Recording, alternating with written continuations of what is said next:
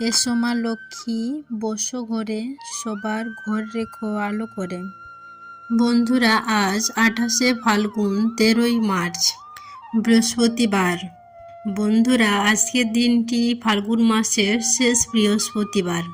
বন্ধুরা, আজকে মা লক্ষ্মীর যদি পুজো করে থাকেন তাহলে অবশ্যই মা লক্ষ্মীর চরণে লাল রং আবির নিবেদন করবেন।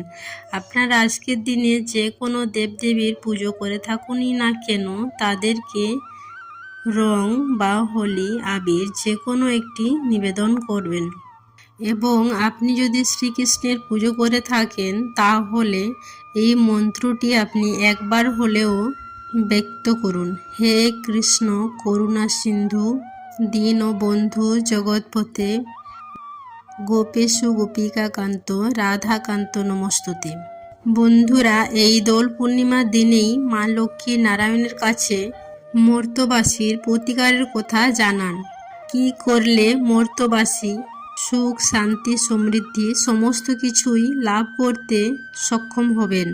এই সমস্ত কথায় মা লক্ষ্মীর দোল পূর্ণিমার ব্রতকথার উল্লেখ পাওয়া যায়। বন্ধুরা, আজ আপনারা যদি লক্ষ্মীনারায়ণ বা রাধাকৃষ্ণের পূজা করতে পারেন তো খুবই ভালো। যদি কোনো কারণে আপনি তা করতে নাও পারেন তাহলে এই দোল পূর্ণিমার মা লক্ষ্মীর ব্রতকথাটি শ্রবণ করে আজকের দিনে তার উদ্দেশ্যে একটি ঘিয়ের প্রদীপ পারলে অবশ্যই প্রজ্বলন করুন। আশা করছি দর্শক বন্ধুরা এই ব্রতকথাটি শ্রবণ করে আপনাদের ভালো লাগবে। শুরু করছি মা লক্ষ্মীর দোল পূর্ণিমার ব্রতকথা। নমো বিশ্বরূপস্য ভার্যাস্যি পদ্মে পদ্মালয়ে শুভে সর্বতো ত্রাহি মাং দেবী মহালক্ষ্মী নমস্তুতে। হরিহর নামে ছিল দরিদ্র এক ব্রাহ্মণ। নিত্য ভিক্ষা করে সংসার পালন।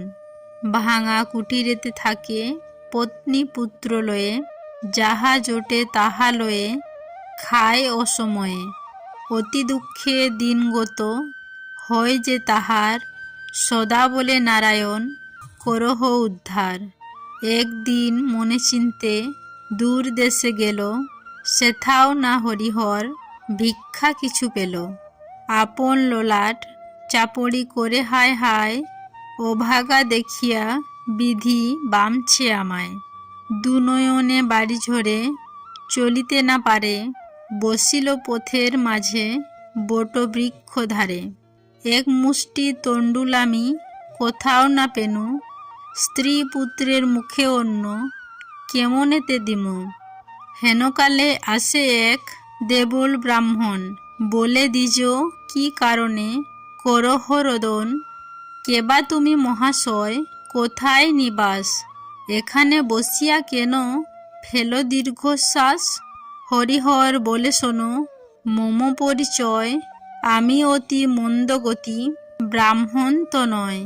স্ত্রী পুত্র লয়ে করি সংসারেতে বাস, নিত্য রাখে উপবাসে মোরে শ্রীনিবাস।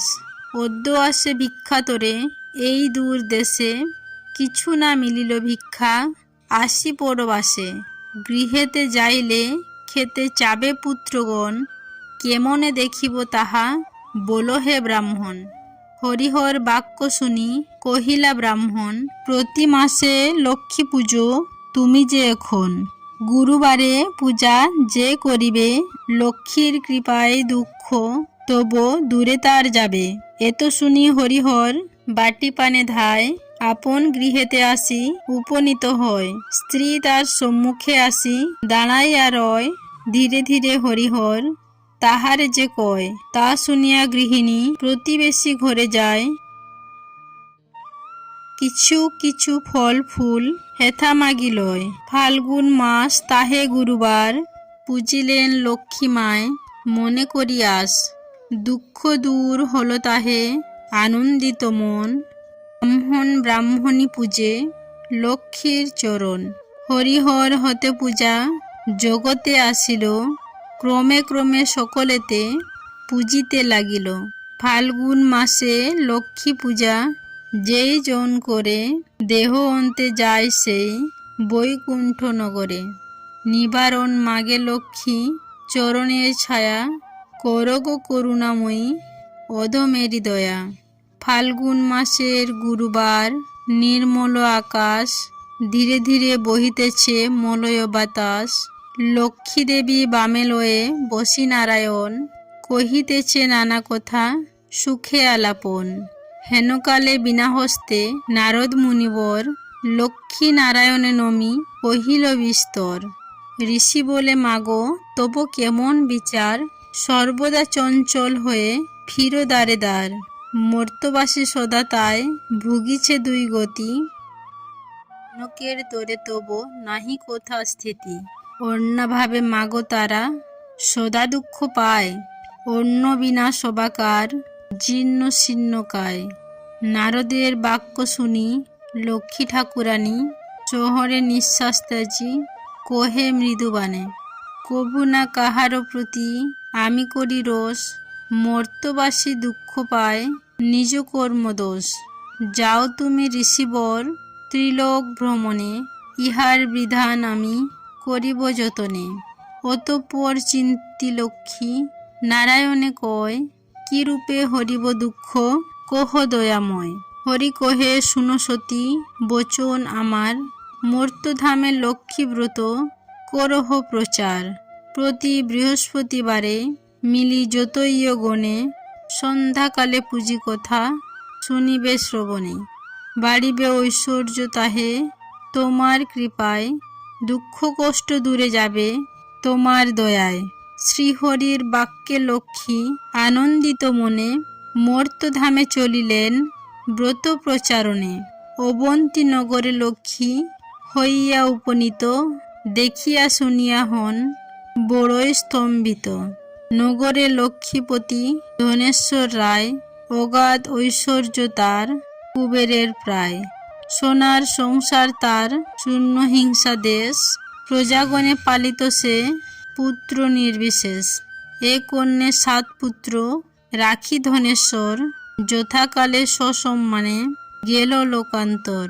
পিতার মৃত্যুর পর সপ্ত সহোদর, ভার্যার কহুক চালে হইল স্বতন্তর। ক্রমে ক্রমে লক্ষ্মী দেবী ছাড়িল সবারে, সোনার সংসার সব গেল ছারকারে।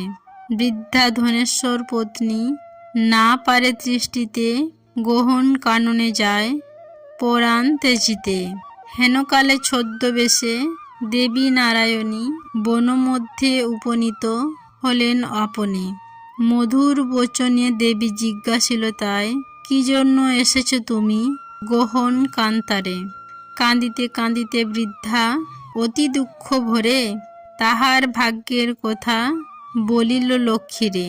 সহিতে না পারি আর সংসার যাতনা, তেজিব জীবন আমি করেছি বাসনা। লক্ষ্মী দেবী বলে শুনো আমার বচন, আত্মহত্যা মহাপাপ নরকে গমন। গৃহে ফিরে গিয়া তুমি করো লক্ষ্মী ব্রত, সব দুঃখ দূরে যাবে হবে পূর্ব মতো।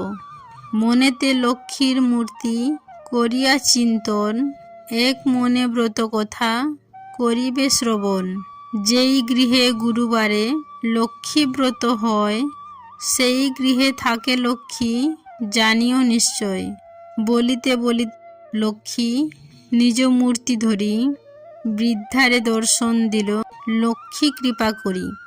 ভূমি লুটাইয়া বৃদ্ধা প্রণাম করিল, আনন্দিত মনে বৃদ্ধা গৃহেতে ফিরিল। বধূদের ডাকে বৃদ্ধা করিল বর্ণন, যে রূপে ঘটিল তার দেবী দর্শন। ব্রতের বিধান সব বধূদের বলে, শুনি বধূগণ ব্রত করে কৌতূহলে। বধূ বৃদ্ধা করে লক্ষ্মী ব্রত, হিংসাদেশ স্বার্থভাব হইল তিরোহিত। মা লক্ষ্মী করেন তথা পুনরাগমন, অচিরে হইল গৃহ শান্তি নিকেতন। দৈবযোগে একদিন বৃদ্ধা আলয়ে উপনীত এক নারী ব্রতের সময়ে। ব্রত কথা শুনি তার ভক্তি উপচিল, লক্ষ্মী ব্রত করিবারে মানত করিল। স্বামী তার চিররুগ্ন অক্ষম অর্জনে, ভিক্ষা করি যাহা পায় খায় দুইজনে। এই কথা চিন্তি নারী করিল কামনা, স্বামীরে নিরোগ করো চরণে বাসনা, গৃহে ফিরি সেই নারী করে লক্ষ্মী ব্রত। ভক্তি ভরে সাধ্যে নারী পুজিলে বিধি মতো, দেবীর কৃপায় তার দুঃখ হইল দূর, পতি হইল সুস্থ দেহ ঐশ্বর্য প্রচুর। কালক্রমে শুভ দিনে জন্মিল তনয়, সংসার হইল তার সুখের আলয়। এই রূপে লক্ষ্মী ব্রত করে ঘরে ঘরে, প্রচারিত হয় ক্রমে অবন্তী নগরে। শুনো শুনো ইয়গণ অপূর্ব ব্যাপার, ব্রতের মাহাত্ম্য যাতে হইল প্রচার। অবন্তী নগরে এক গৃহে ইয়গণ লক্ষ্মী ব্রত করে এক মনে। অকস্মাৎ এলো তথা বণিক তনয়, দাঁড়াইয়া সেই স্থানে ব্রতের সময়। ধনৈশ্বর্য পূর্ণ গৃহ ভাই পঞ্চজন, পরস্পর অনুগত রয় সর্বজন। ব্রত দেখি হেলা করি বণিক তনয়, বলে একই ব্রত ইথে কিবা ফলদয়। বণিকের বাক্য শুনি বলে বামাগণ, লক্ষ্মী ব্রত করি ইথে কামনা পূরণ। এই ব্রত যে করিবে ধনে জনে তার, লক্ষ্মীর কৃপায় হবে সোনার সংসার। শুনি তাহা সদাগর বলে অহংকারে, যে জন অভাবে থাকে সে পূজে উহারে। ধনৈশ্বর্য ভোগ আদি যা কিছু সম্ভবে, সবই তো আমার আছে আর কিবা হবে। ভাগ্যে না থাকিলে লক্ষ্মী কিবা দিবে ধন, হেন কথা কবু আমি না শুনি কখন। অহংকার বাক্য লক্ষ্মী সহিতে না পারে, গর্বের কারণে লক্ষ্মী ছাড়িল তাহারে। ধনমদে মত্ত হয়ে লক্ষ্মী করি হেলা, নানা রত্নপূর্ণ তরী বাণিজ্যতে গেলা।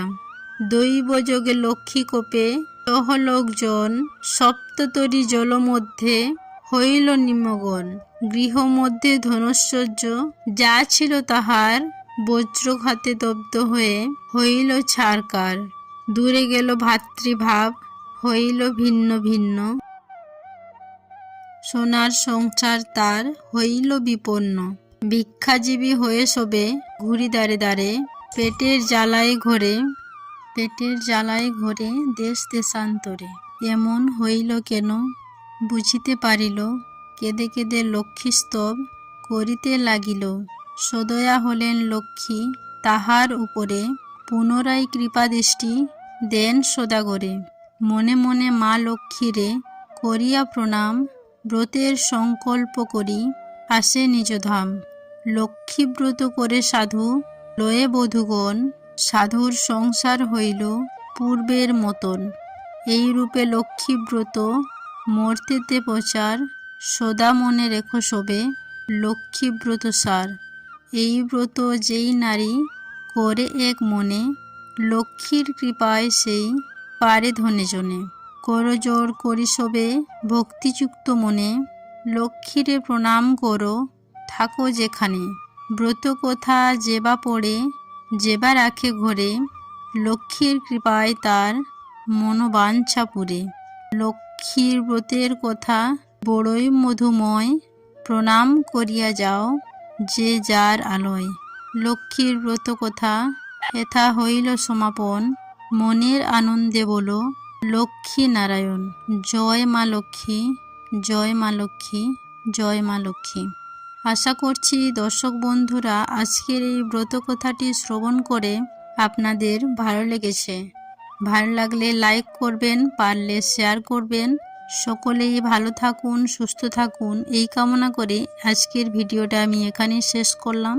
নমস্কার ও ধন্যবাদ। ঈশ্বর আপনাদের মঙ্গল করুক।